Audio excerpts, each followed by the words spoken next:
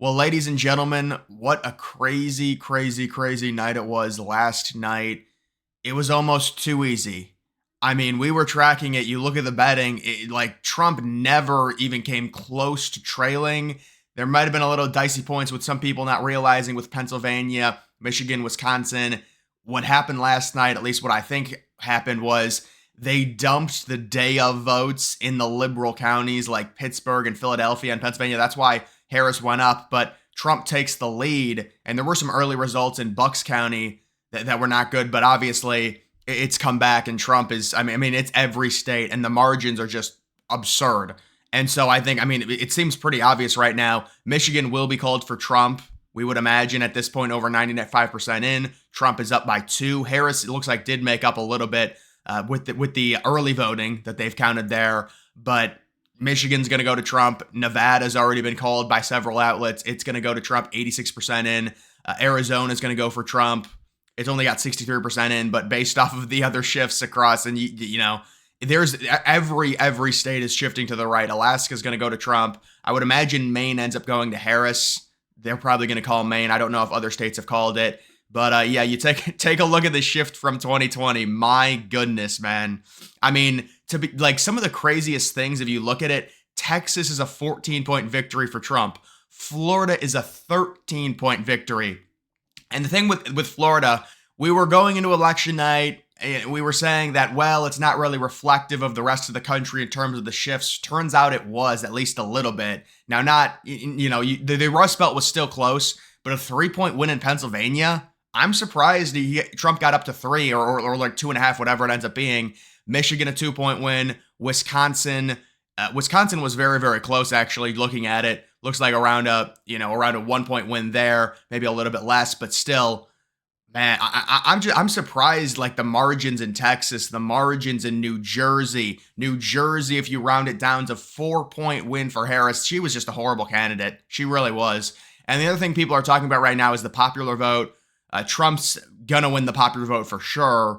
Harris is only at around 67 million votes, but to be honest, guys, she will be getting a lot more votes from California. So right now she's winning California by almost 2 million. That's with 54% in. So she'll probably tack on another, in terms of like margin, probably another 1.8 million once California gets done counting. So she's going to go up a little bit. I also think Washington is only 64% in, so she might tack on another 300K there, but that's still not even going to be close to enough, with Trump up basically by 5 million right now in terms of the popular vote. He's up by almost 4 points. He's probably going to win the popular vote by, I would say, like 1.8 to 2 points, which, I mean, it's just no, like, it's crazy. You want to talk about the most accurate thing, the Gallup Party ID. That's the most accurate. How about that Iowa poll, man? I mean, the Iowa, they faked Selzer, they faked the Iowa poll. There's no way. There is no way Iowa swung exactly what, I mean, Iowa swung even more to the right than in 2016. In 2020, it was only a 9-point Trump win. And in 2024, if you look at the shift from 2020, every county in Iowa shifts to the right. And that final Iowa poll, which had previously been amazingly accurate, had Harris up 3. It's not a miss. It's a fake poll, and it's remarkable. So, I mean, the other thing is, like, there just has to be self-reflection with liberals. I mean, it's not even, you can't even use the cope of saying, well, at least we got the popular vote. Most of the country still hates Trump.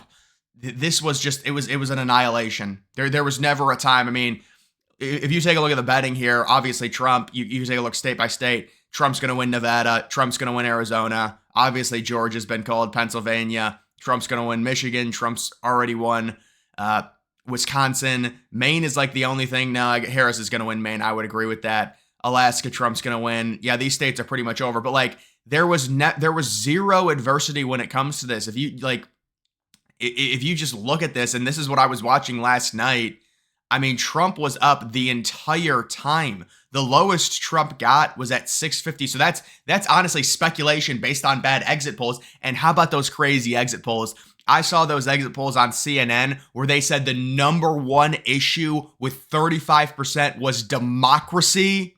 And I was like, bro, that has never been an answer on any other poll when they pull the top issues in the country, because they do that poll just in general, like YouGov or, whatever the pollster ends up being. They all do that. And democracy is like not even top 5. So like I don't know, how bad are your exit polls if you have democracy? Abortion was number 3. Abortion was higher than immigration. That was a crazy exit poll, and I think there was some speculation maybe, but that was before we even got the first state calls. Once we got the first state calls at 7 o'clock, Trump goes back up to around 58, and there's nothing. I mean, there's nothing here where it's like, I thought Trump would have went under maybe 50% at one point, but I mean, once it got to like, there was a time at around, I think I'd probably say 11, really even earlier than that, we knew Trump was going to win, but it got to like 11:30, and it was this massive waiting game. And we were just waiting and waiting and waiting and waiting. And first it was North Carolina. And the decision desk, by the way, they stuck their necks out and they called everything first. And I guess, maybe they've got less to lose because they're not as big as a brand as CNN or whatever. But it is kind of funny how they called Georgia first. They called North Carolina first. And then we're waiting on everyone else. We're waiting on AP. We're waiting. And then Fox News. It is funny also how Fox News started calling things really fast. And then they called Pennsylvania first. I think Fox News ended up calling PA first, but I knew PA was going to, once you get up to like the 80s, once Bucks started to swing, because at a certain point, Trump ended up taking the lead there, but then people were worried. They were like, well, the early vote's going to come in. It's going to be a problem if Trump is only up by like 3 or 4. I think they started dumping the early vote with the day of vote, because it's not like Harris made this big comeback towards the end. Trump, it was a very similar count to 2016, very similar. In terms of how it was done in all of those Rust Belt states, and all of them are Trump victories.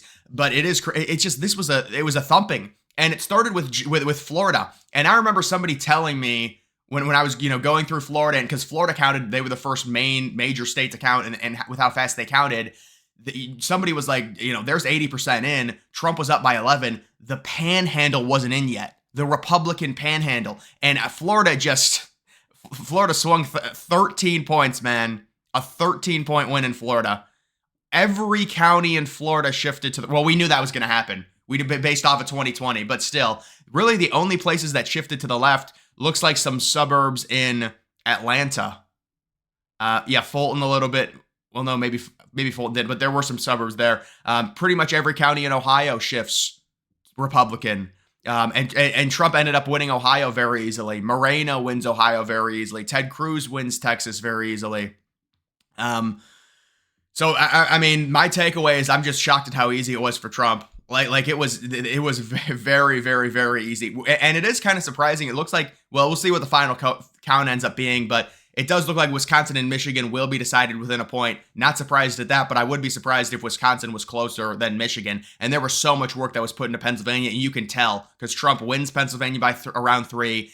That was our hypothesis. That was Pennsylvania was more conservative than both Wisconsin and Michigan, and Pennsylvania ends up getting called. I mean, some of these places still haven't called Alaska. Listen, this is good for Trump. If Trump ends up winning Alaska by 12 or 13, that'll be an improvement. I'd like to see a shift if they don't have it yet. Arizona, there's going to be shifts to the right. There's no doubt about it. I think Trump ends up winning Arizona. I don't know what's outstanding at this point. I think Trump will end up winning Arizona by around 5 or 6 based off of other margins. Right now, he's up by 5 in it. But it looks like Trump's going to get 312. I would be shocked if Trump didn't get 312 at this point. And we'll see what ends up coming in. But it was a glorious victory for Trump, and there, it's more self-reflection for liberals. It's just such an annihilation, and what a bad candidate. And I'm sure that it's going to get real ugly. Walz was a horrible pick. Harris being the candidate was terrible. She had just one of the worst approval ratings any VP's ever had. I've been saying that. And then I add on top of that, what happened in Pennsylvania symbolically, Trump surviving the assassination attempt, going back to PA, 108K, this entire campaign. I mean, what a victory. There's really nothing else. What a victory it was. Man, Montana by 21. So he improved his numbers in Montana as well, almost in basically every county. And it's just, I mean, Texas is another one where it's like they thought they were going to make Texas purple. It's a 14-point That's how you win the popular vote.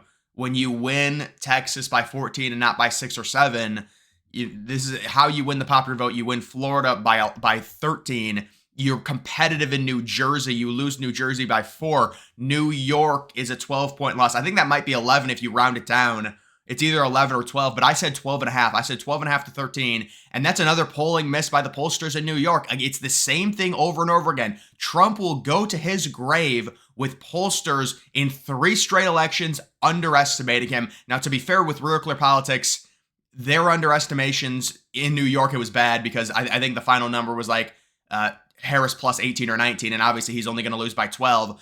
But in a lot of the swing states, Real Clear Politics, they weren't that far off. But some of these polls, like Bloomberg was terrible, CNN was terrible, Marist was terrible, the Seltzer poll was terrible.